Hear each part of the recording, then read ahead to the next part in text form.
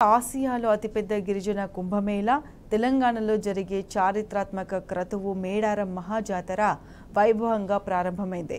నిన్న కన్నెపల్లె నుంచి జంపన్న ఆదివాసీ సంప్రదాయాలతో రాత్రి జంపన్నను గద్దెకు చేర్చారు. జంపన్న గద్దెకు వచ్చే క్రమంలో గ్రామస్తులు ఆడపడుచులు మంగళహారతులు ఇస్తూ నీళ్లు ఆరయిస్తూ స్వాగతం పలికారు.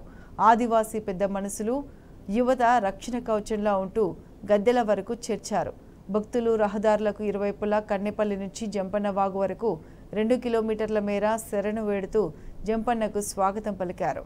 గద్దెకు చేరిన తర్వాత భక్తులు జంపన్నను దర్శించుకున్నారు.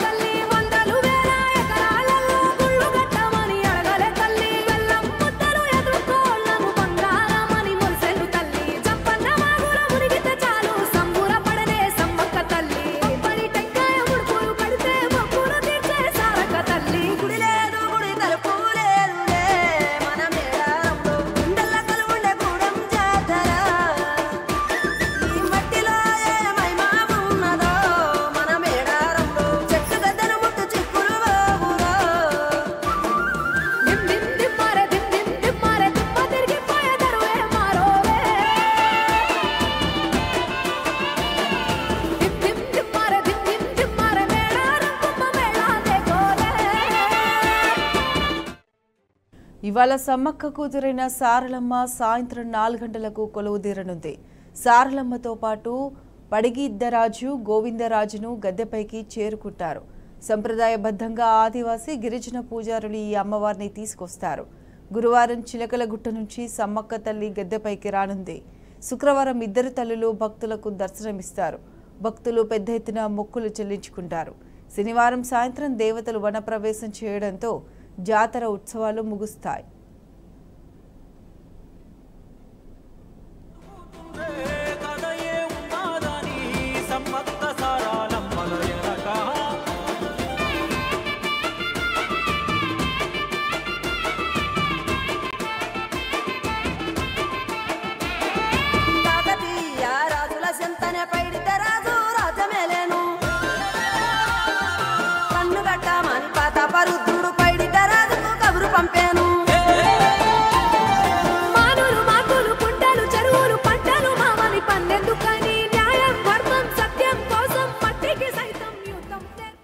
మహాజాతర ప్రారంభం కావడంతో మొక్కులు దర్శనం కోసం వచ్చే వారితో మేడారం పరిసరాలు పూర్తిగా జనసంద్రంగా మారాయి. తెలంగాణ నుంచి కాకుండా ఏపీ, కర్ణాటక, మధ్యప్రదేశ్, జార్ఖండ్, మహారాష్ట్ర, ఛత్తీస్గఢ్ ఇలా 8 రాష్ట్రాల నుంచి కూడా ఈ జాతరకు భారీగా భక్తులు వస్తారు. ఈసారి మేడారం జాతరకు 1 కోటి మంది భక్తులు వస్తారని అధికారులు అంచనా వేశారు. ఈ మేరకు భారీ ఏర్పాట్లు చేశారు.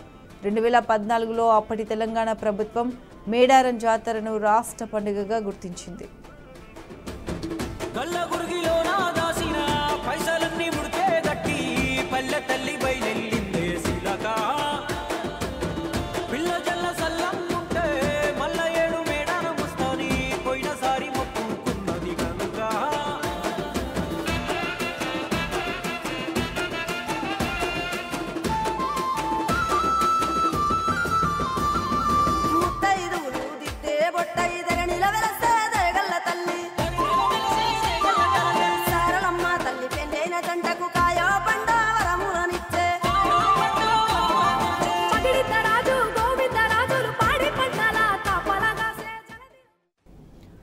మేడారం జాతర అంగరంగ వైభవంగా ప్రారంభమైంది. దీనికి సంబంధించి పూర్తి అప్డేట్స్ మా ప్రతినిధి రవికాంత్ అందిస్తారు. Ravikanth, good morning. మేడారం సమ్మక్క సారలమ్మ జాతర జనసంద్రమైంది. ఇవాళ తొలిఘట్టం కన్నెపల్లి నుంచి సారలమ్మ ఇవాళ సాయంత్రం గద్దెలపైకి చేరుకోనుంది.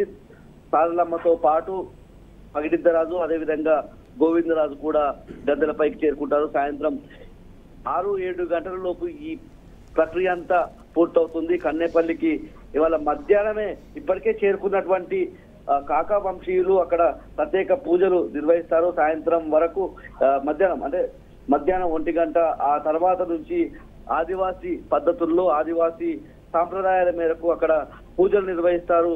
ఆ పూజల అనంతరం హనుమాన్ రక్ష ఉంటుంది. అక్కడ పడిగే సారలమ్మకు సంబంధించి హనుమాన్ రక్షగా ఉంటుంది. ఆ హనుమాన్ రక్ష ద్వారా తీసుకొస్తా ఉంటారు కన్నెపల్లి నుంచి సారలమ్మను.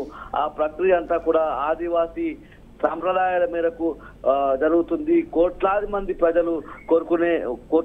ప్రజలు ఎదురు చూసినటువంటి ఘట్టము మరికొద్ది సేపట్లోనే ప్రారంభం కానుందని కూడా మనం చెప్పుకోవచ్చు. సాయంత్రం వరకైతే ఈ సరళమ్మ వచ్చే ప్రక్రియ అయితే పూర్తి కానుంది. ఇప్పటికే లక్షలాది మంది భక్తులు తరలి వచ్చారు అమ్మవార్లను చూసేందుకు. మనం పూర్తి స్థాయిలో చూసినట్టయితే ఇవాటి అంశాన్ని మనం చూస్తే ఏదైతే కాక వంశానికి సంబంధించిన సారయ్య అతడు గద్దెపైకి సారలమ్మను తీసుకొస్తాడు. ఈ సందర్భంలోనే ప్రధాన పూజారి కాక సారయ్య భక్తి శ్రద్ధలతో రహస్య పూజలు నిర్వహించిన అనంతరం వెదురు బుట్టతో మేడారానికి బయలుదేరడం జరుగుతుంది. ముందుగా మనం చెప్పుకున్నట్టుగా హనుమాన్ జెండా నీడలోనే సారలమ్మను గుడి నుంచి తీసుకురావడం జరుగుతుంది. ఆ క్రమంలోనే కన్నపల్లిలోని ఆడపడుచులంతా కూడా మంగళ హారతులు అదేవిధంగా నీళ్లు ఆరబోసి అమ్మవారిని పంపించడం అనేది ఆనవాయితీగా వస్తున్న సందర్భము. ఈ క్రమంలోనే సారలమ్మను తీసుకొచ్చి అటువంటి పూజారిని తాకడానికి ఎంతో ప్రయత్నం చేస్తుంటారు భక్తులంతా కూడా. ఇదే సందర్భంలో మనం ఏదైతే సమ్మక్క సారలమ్మ పూజారులందరూ కూడా ఒక సూచన చేయడం జరిగింది. వచ్చే క్రమంలో ఎవరు కూడా తాకడానికి ప్రయత్నం చేయొద్దనే అంశాన్ని కూడా వాళ్ళు చెప్తా ఉన్నారు. అయితే సరళమ్మ తీసుకొచ్చే సందర్భంలో ఆ దారంతా కూడా పెద్ద ఎత్తున శివసత్తుల పూనకాలతో ఊగిపోతా ఉంటారు. సారలమ్మను తీసుకొచ్చే క్రమంలో జంపన్న వాగు నుంచి పాదాలు కడిగి తీసుకురావడం అనేది ఆనవాయితీగా వస్తున్న సందర్భంగా కూడా మనం చెప్పుకోవాల్సి ఉంటుంది. భక్తులందరూ కూడా ఆ సందర్భంలో తన్మయత్వంతో ఊగిపోవడం కూడా మనం చూస్తూ ఉంటాము.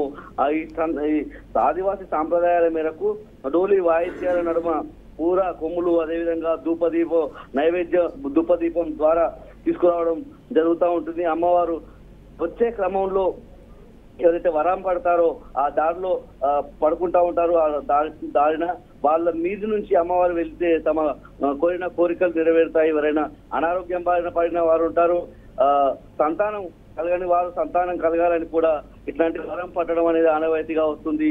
ఈ క్రమంలోనే జంతు బలులు కూడా ఇక్కడ ఉంటాయి. పెద్ద ఎత్తున సాయంత్రం అయితే అమ్మవారు రానున్నారు. వీళ్ళంతా కూడా జంపన్న వాగు దగ్గర సారలమ్మ అదేవిధంగా పగిడిద్దరాజు గోవిందరాజు ముగ్గురు కలిసి సమ్మక్క గద్దెల సమీపంలో ఉన్నటువంటి సమ్మక్క ఆలయానికి చేరుకొని అక్కడ వీళ్ళందరూ కూడా మాటామంతి చేసుకుంటారు. ఈ అన్ని వంశాలకు సంబంధించి గిరిజన ఆదివాసీ సాంప్రదాయాల మేరకు అక్కడ కూడా రహస్య పూజలు నిర్వహించిన అనంతరం గద్దెలపైకి చేరుకోవడం ద్వారా తొలిఘట్టం పూర్తయినట్టుగా మనకు తెలుస్తుంది. పూర్తి స్థాయిలో ఈ అమ్మవార్లను తీసుకొచ్చే ఎవరైతే ప్రధాన వడ్డే ఉంటారో వీళ్ళంతా పూజారులు ఉంటారో వాళ్ళ ఆ శక్తి ఆవహించి అమ్మవారు ఆవహించినట్టుగా భావిస్తూ ఉంటారు. వాళ్ళంతా తన్మయత్వంతో పూనకంతో ఊగిపోయే దృశ్యాలు కూడా మనకు ఇవాళ కనిపించనున్నాయి.